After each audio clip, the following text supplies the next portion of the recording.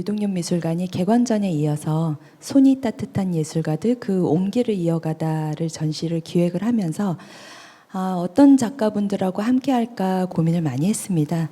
이 동서양의 정서를 넘나들면서 설치와 조각들을 통해서 관계에 대해서 이야기를 하고 있는 예술가십니다. 박성기 작가님 모시겠습니다.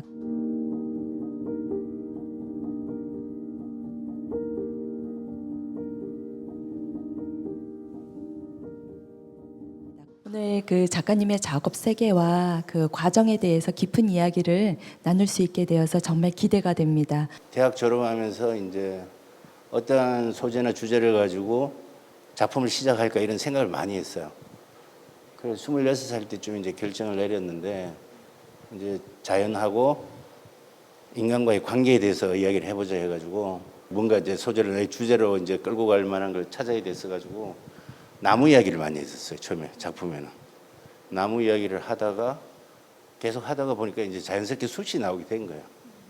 몇 년에 걸쳐서 하다 보니까 저절로 나온 거고, 그래서 이제 인간 문화 중에서는 인간을 이제 대표하는 걸 갖다가 저는 의식주 중에 건축 문화라고 생각하고 표현하기도 좋은 것 같고 해가지고 그걸 골랐었어요. 그래서 사실 이제 건축을 이렇게 읽어보니까 계단이라든가 뭐 아치라든가 기둥 이런 게 굉장히 중요한 요소들이잖아요. 이제 그런 것들을 이제 사용하면서 작품이 사용하기 시작했어요. 소재로. 그리고 이제 벽에다가는 이제 뭐 드로잉 해가지고 관계에 대해서 이야기하고 있었어요. 그때는. 이게 2002년도가 베를린에서 개인전 할 때인데 이거 이제 지하였고 1층 이렇게 두 개 층을 사용하는데 이 전시가 되게 중요했던 게 개인전을 계속 쭉 해오고 있었는데 이 전시를 하러 갔으면 되게 힘들었었어요. 아는 사람도 없고 후배 하나 딱 있었어요. 걔하고 둘이 하는데 설치가 다 끝나고 이제 오픈하기 전에 설치 끝나고 이렇게 보는데 내가 작가가 되었구나 이런 생각이 들더라고요. 어떠한 상황이 주어지더라도 웬만한 건 할 수 있겠다 하는 자신감도 좀 얻고 그랬었어요. 작가님 이렇게 매다는 작업들을 주로 또 많이 하시는데 이 매다는 작업들을 그 시작하시게 된 어떤 그런 계기가 있으실까요? 많은 분들이 이 천장의 그 공간 속에서 매달린 작업들을 통해서 그 강렬한 인상을 또 받고 계시는 것 같아요.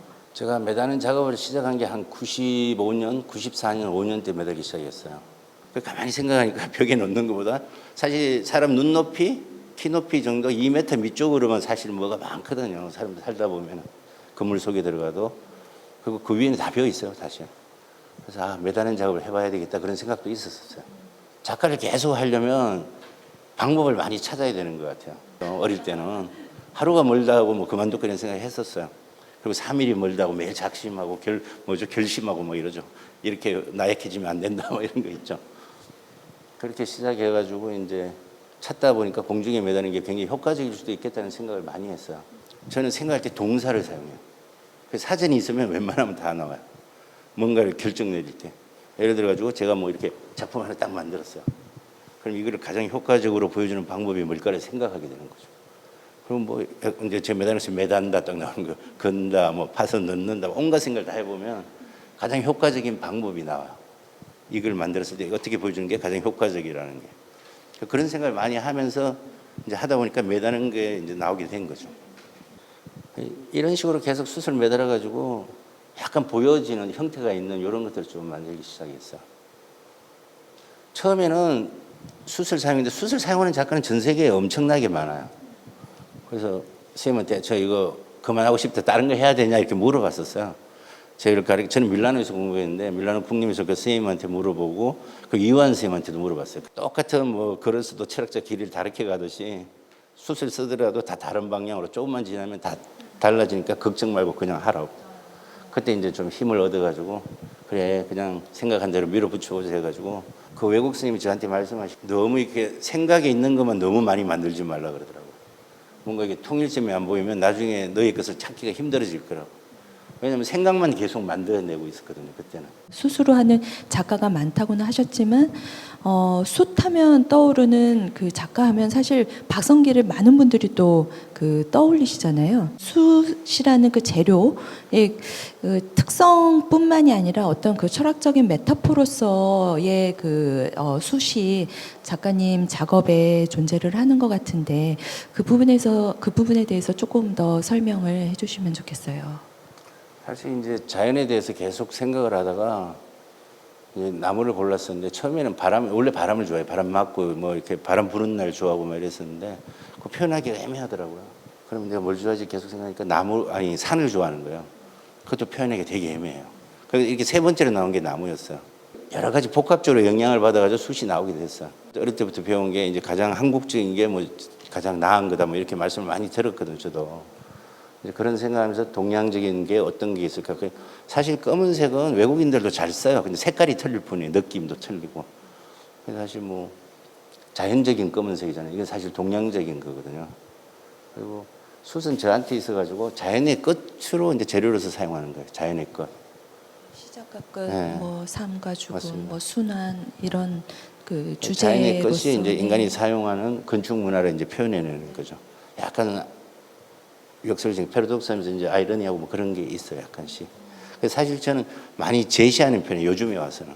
지금 이때만 해도 이제 많이 완결된 걸 만들어내는 그런 시기였어요. 여기는 이제 옛날에 스위스 쭈리에서 개인전 할 때요. 이게 스위스 쭈리에 가면 큰 화랑들이 좀 드물어 있긴 있어도. 그래도 여기도 뭐 그냥 중간 상 정도 되는 화랑이에요. 옛날에 했었죠, 개인전. 개인전 할 때 이제 바깥에서 서서 이제 사진을 한번 찍어본 거예요. 이것도 약간 역설적인 거죠. 자연의 끝이 이제 죽은 숯이 이제 물방울이 만들어내는 뭐 단순한 어떤 과정 뭐 이런 거. 이건 프랑스 물랑에 뭐죠 폐허가 된 제지 공장이 있었어요. 어마어마하게 큰. 그래서 그룹전이었는데 방을 하나씩 다 줬었어요. 전 세계 애들이 다 와서 했었는데 저도 이거 한참 하던 거예요. 기둥 만들고 벽에 이제 그림 그리고 이런 거 있죠. 자세히 보시면 그림 그리죠. 사방으로 나무 그려놓고 뭐 그랬었어요. 막 시간이 없잖아요. 빨리빨리 해야 되니까 정신없이 그리는 거죠. 설치 날이 딱 정해져 있고 거기 오래 머물 수도 없으니까 설치하고 오픈하고 바로 돌아오거든요, 저희는. 근데 이게 자세히 보면 어떤 건 그림인데 이런 거는 신문을 붙이고 이렇게 잘게 찢어가지고 기사 내용을 따가지고 찢어가지고 내용을 이렇게 약간 개념 미술 비슷하게 안에 넣기도 했었어요. 얼핏 보면 그림도 있는데 저런 것들도 있고 그래요. 이게 좋을 수도 있고 나쁠 수도 있더라고요. 모든 게 상반된 것 같아요. 어떻게 이런 개념이 들어가는 게 좋은 것도 있는데 어떨 때는 없는 게 나을 수도 있고 뭐 그때 상황에 따라서 많이 틀린 것 같아요. 이런 거 이제 스케치 같은 거 뭐 드로잉 이런 거 조금씩 해보는 거죠. 스케치는 이제 초안이에요, 원래. 에스키스라 그러는데 원래 이태리 가면 에스키스라 그러더라고요. 그리고 이제 드로잉은 그 자체로도 이제 살아남는 애들이 드로잉이라 그래요, 원래. 작품으로 인정을 해주는 거죠, 조금. 드로잉 자체를. 사실 뭐 작가가 영감 얻는다 그러잖아요. 영감 잘 안 옵니다. 절대 잘 안 와요. 제가 살아보니까 영감은 뭐 1년에 한 번 올까 말까요. 그냥 계속 매일 직업적으로 일을 하면서 점점 한 계단 한 계단 발전시키는 게 낫지.